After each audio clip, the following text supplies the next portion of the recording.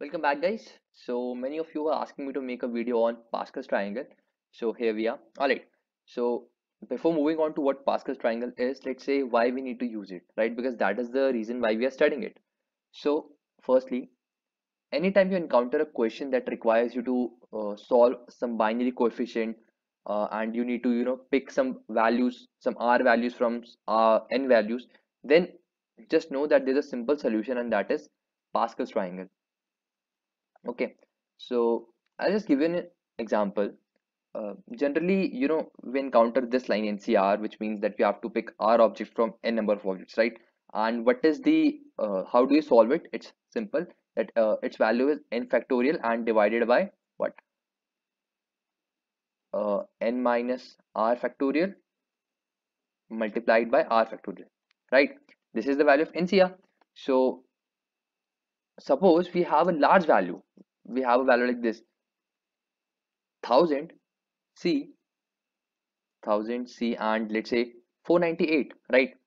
Now we have so much calculation to do. We have to calculate 1000 factorial, and after that we just have to we have to calculate 1000 minus 490, that is 502 factorial, right? 502 factorial and multiply it by what?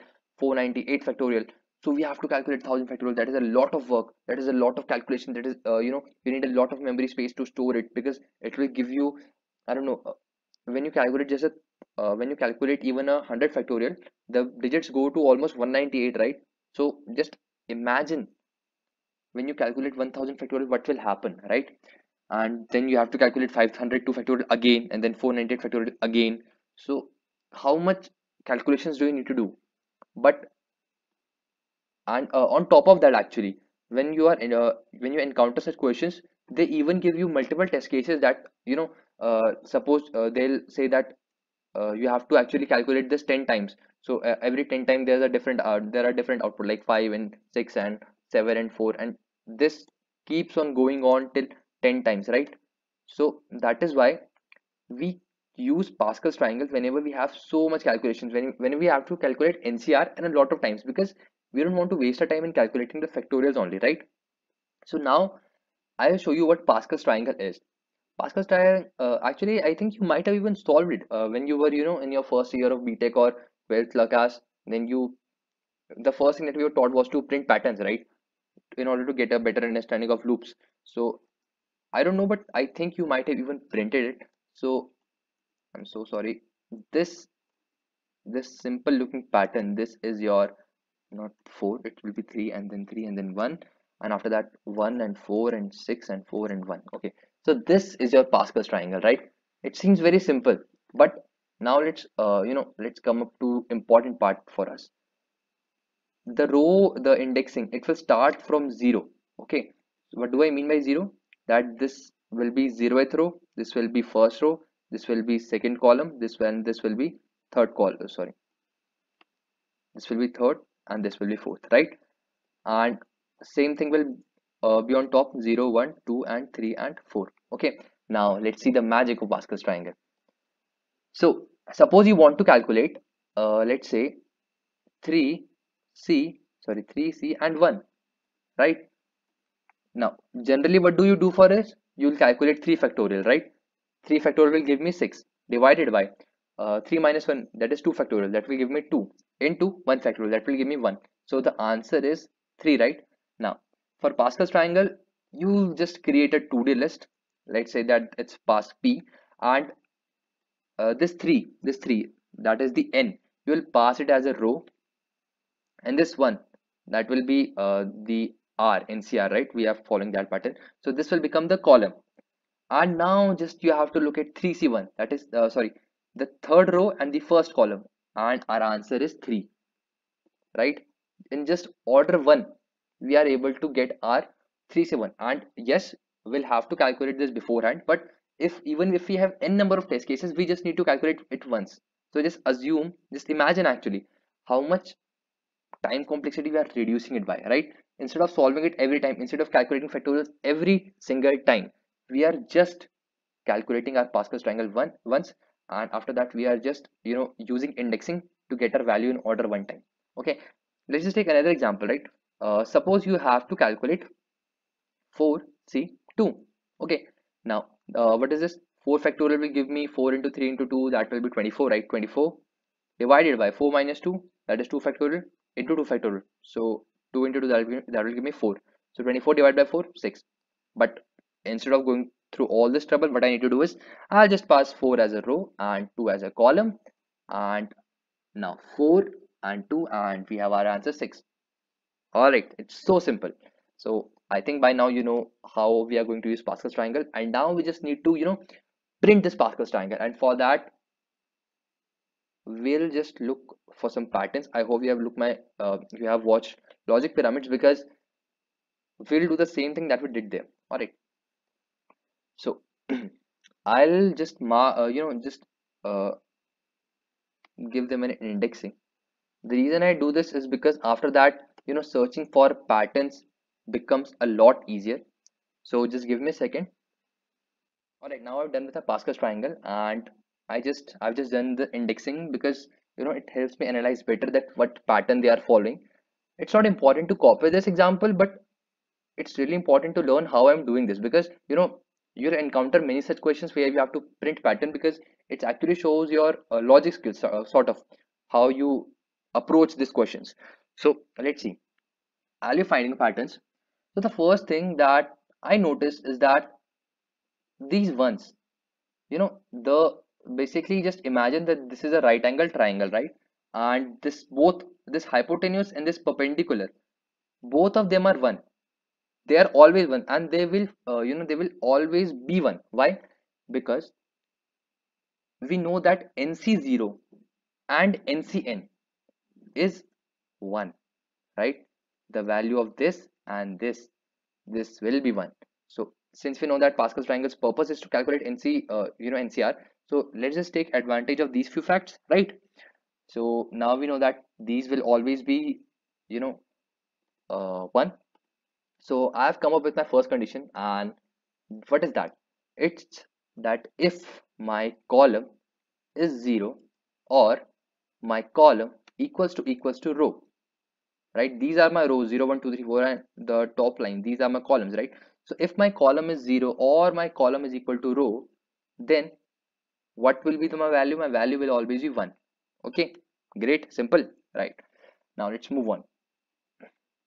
This will also act as our base conditions, right? Because now we know that these are our boundaries. Okay, so now moving on, this element, right? This element that is on index 2 1, I see that this is a summation of many of such elements, like 2 can be summation of this 1 0 element plus 1 1, or 1 0 plus 2 0, or 2 0 plus 1 1, right? So it's not a lot of data to analyze. Let's just move on a little bit further. Let's see this 6, because this is the only value that is you know pretty unique. Okay, by the way, I think I've made some mistake. 1 2 1 1 3 3 1. No, I am not, I'm sorry. So this 6, this seems pretty unique, right? So I see that 6 is only possible if I add both of these values. So I am just making an assumption right now, that can it be possible that my value, which is at an index of row and column, that is at an index of R and C, it is a summation of R minus 1C and R minus 1 C minus 1. Is it possible? Let's see it for 4.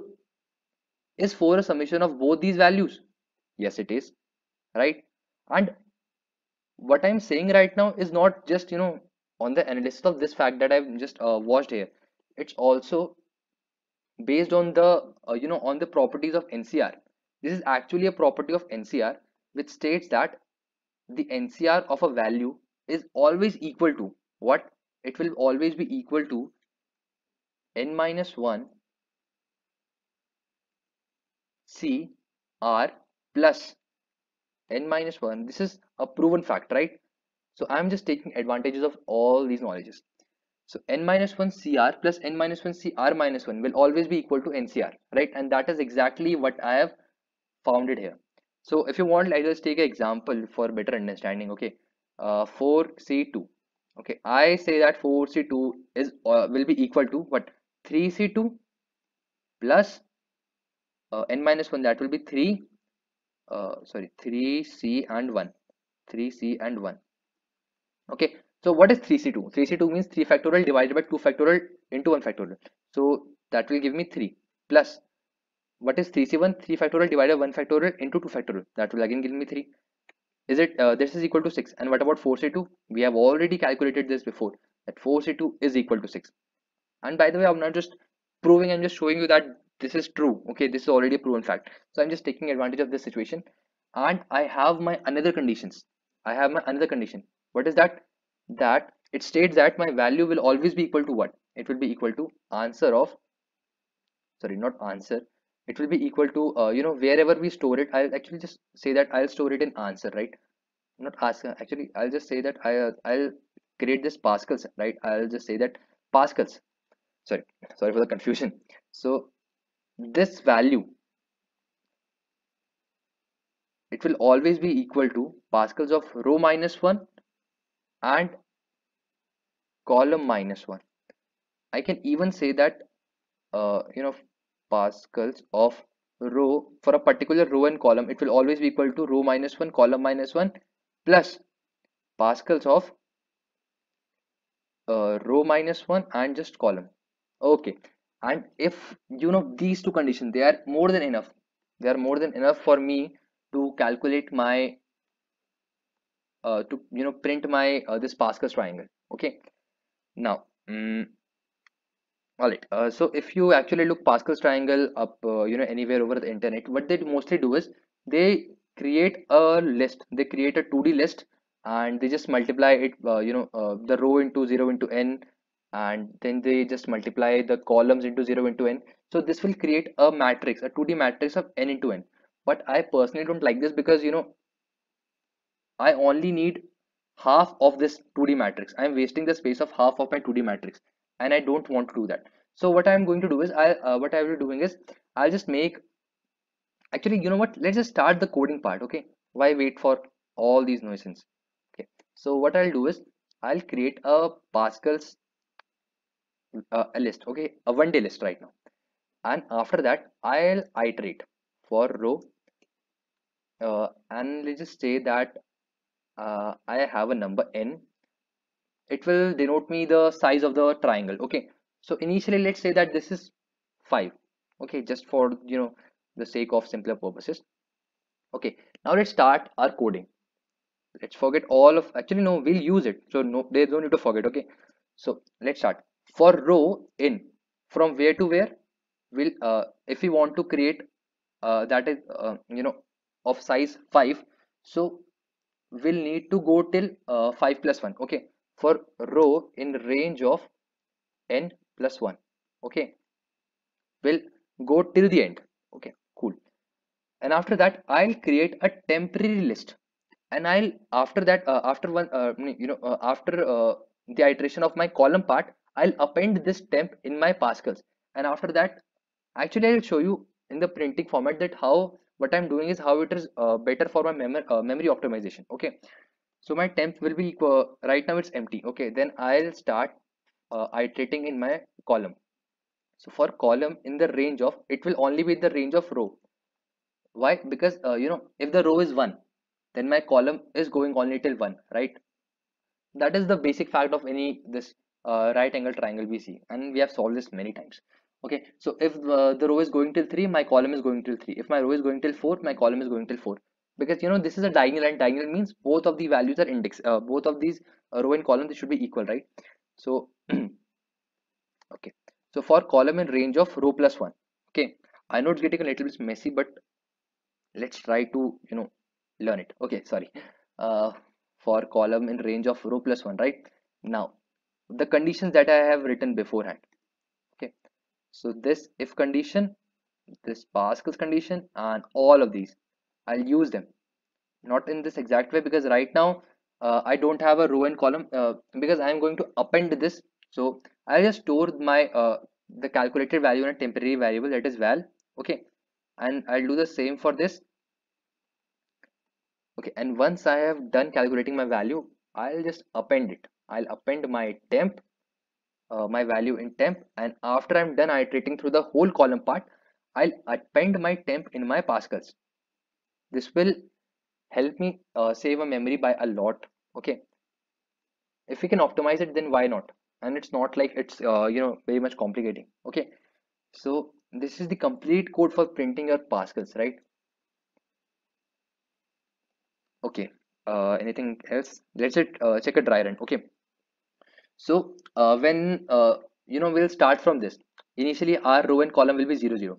So if column will come to this condition and our value will become 1 and will append. So sorry, right now our temp will be what? It will be simply 1. Okay, and after that I'll stop because right now my row and column both are equal to 0 0. Okay, so we'll iterate only once, and once I'm done with this, what will my Pascals become? My Pascals will become like this. I'll append in my Pascals. Okay, so Pascals was initially a list, and in it I'm appending a list. So it will become like this one. Okay, so after my second iteration, it will become like this 1 and 1.